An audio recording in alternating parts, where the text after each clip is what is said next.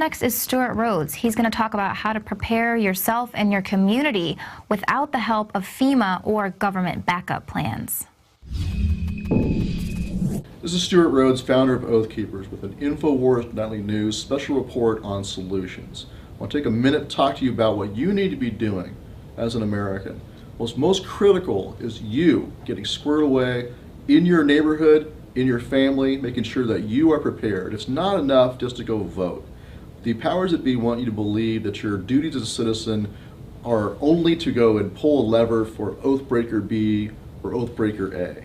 That's not it. A full spectrum American citizen is responsible for their personal security, for their neighbor's security, for their town and their county, for their own preparedness, for their own food, and not just for you, but for your neighbors as well. That's why with Oath Keepers we started our special program now for having these civilization preservation teams where we advocate that Oath Keepers go and teach people in neighborhood watches and in churches and within their towns and counties to get squared away and prepared and specialize in one area. Have each person pick, communications, medical, or engineering. That means like clean water, alternate power, whether it's solar or with generators, sewage, things like that. They're all the things that break down in an emergency, whether it's man-made or natural. You need to have these core critical things taken care of. These are things that are difficult to improvise. Either you have medical supplies and knowledge or you don't. Either you have communications gear and the knowledge of how to run them or you don't. Either you have the ability to have alternate power and water purification or you don't.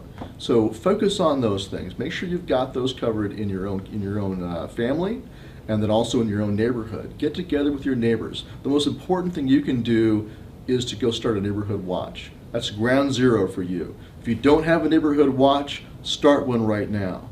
If you have one, join it. Next level up is to go to all your veterans organizations and wake them up to the reality of the exposure we have as a country, the weakness we have in our economic situation, and also our constitutional crisis we have right now. Let them know what's going on and remind them of their oath, their responsibilities as veterans to defend the Constitution. And what that means is as a Veterans Hall, they should organize themselves as a civil defense and disaster preparedness unit within their town. They already have officers, they've got a building, they've got money, but what are they doing with it?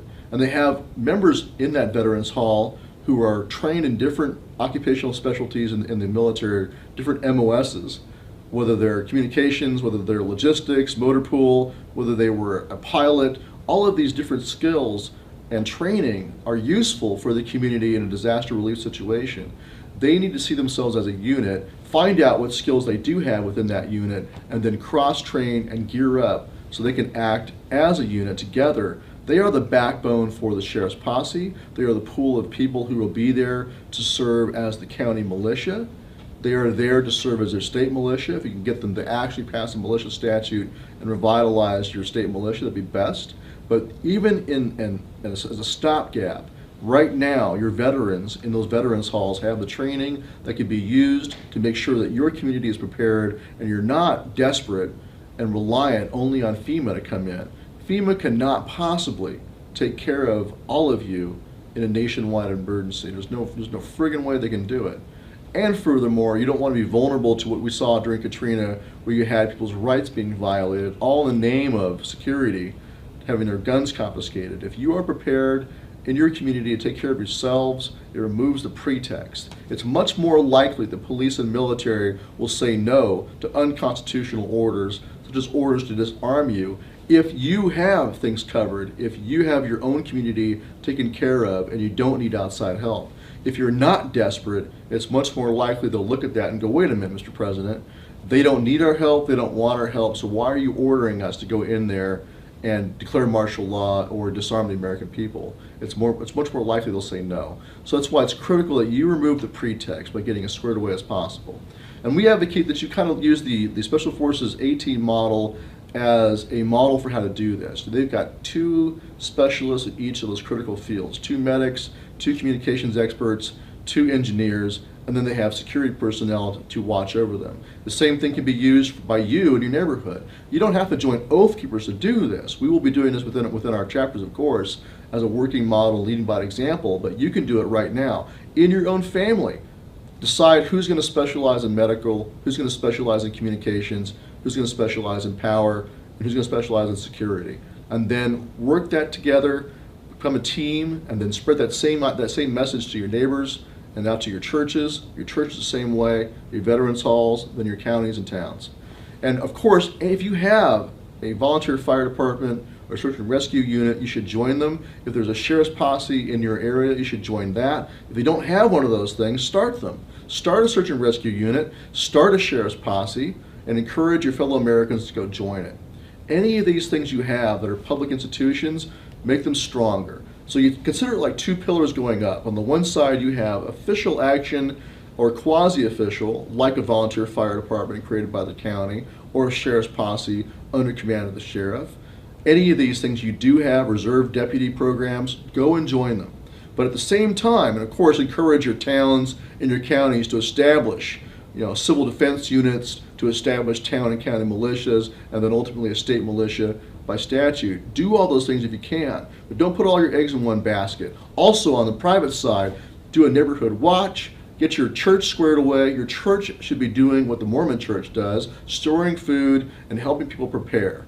If your church is not doing that, they're dropping the ball. Go to your veterans organizations. It's all private actions you can take as a private individual among your fellow Americans in the private column to get prepared. Do that at the same time while you try to get your official, structures of government to do the right thing. And of course, the critical element is a sheriff. If you have a constitutional sheriff in your county that you can back him up with a posse, that's your best solution, your best effort you can focus on right now when it comes to that public column. But don't wait only for that. While you're working on that, start a neighborhood watch. And the best way to do that is throw a block party for your neighborhood and invite everyone in the neighborhood to turn out and have fun together.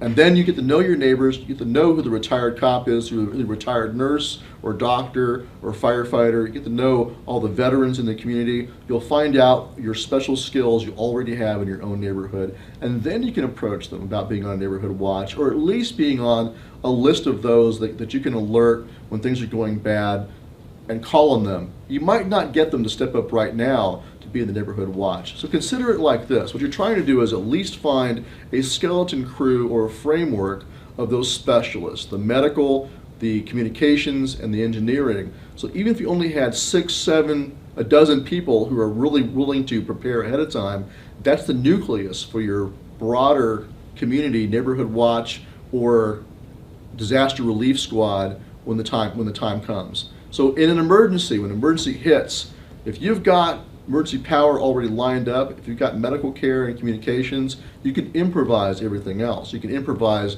the search and rescue, or improvise the shelter, and improvise the security.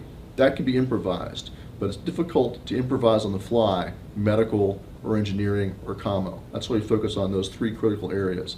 And the other big one that's hard to improvise is food. Either you got food or you don't. It's kind of hard to do that on the fly. So you need to store away food, even just the basics, rice and beans and oatmeal. You can cook with just hot water. Store that aside, not just for you, but also for your neighbors. Have bags of rice and beans in your closet. Consider it a strategic food reserve. Consider it a military necessity, a national security necessity, a community necessity for you to have that.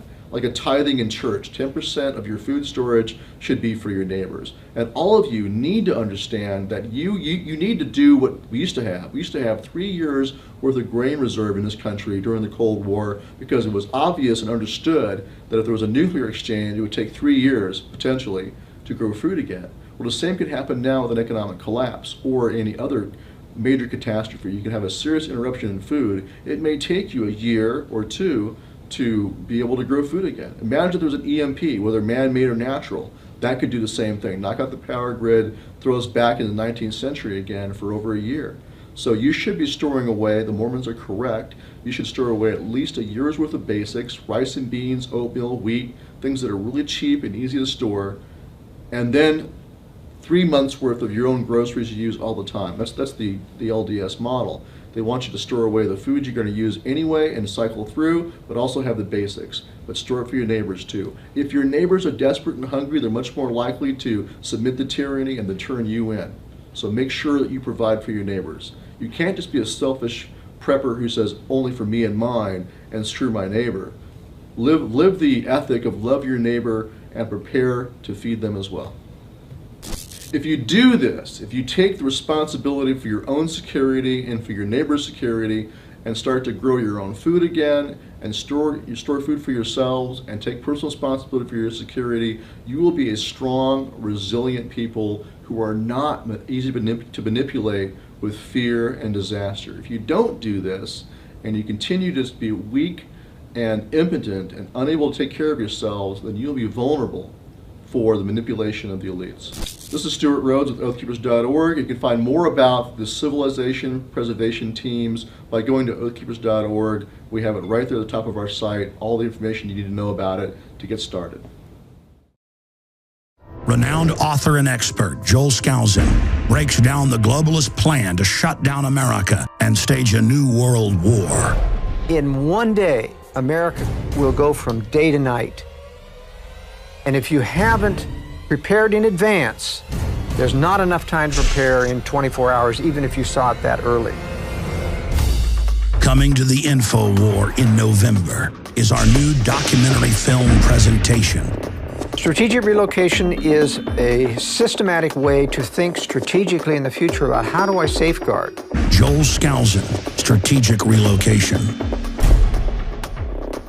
The freeways are going to be crowded, they're going to run out of gasoline, they're going to run out of food, and then they're going to start to go north and south of those freeways. Joel Skousen is renowned as one of the world's foremost experts in strategic relocation and the securing of your home. We talk about natural disasters, the health environment, we talk about pollution, the water quality. My personal experience about being in every one of these states. Government is digging in for the organized, incremental collapse of society and world war. The U.S. isn't building huge underground bases and bunkers because of some terrorist threat.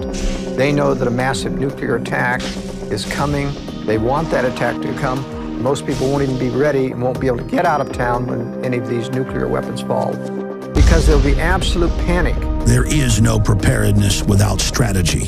What I tell people is that you do have time. Prepare wisely in advance. This Christmas, give the gift of preparedness. Strategic Relocation, the film, with Joel Skousen and Alex Jones.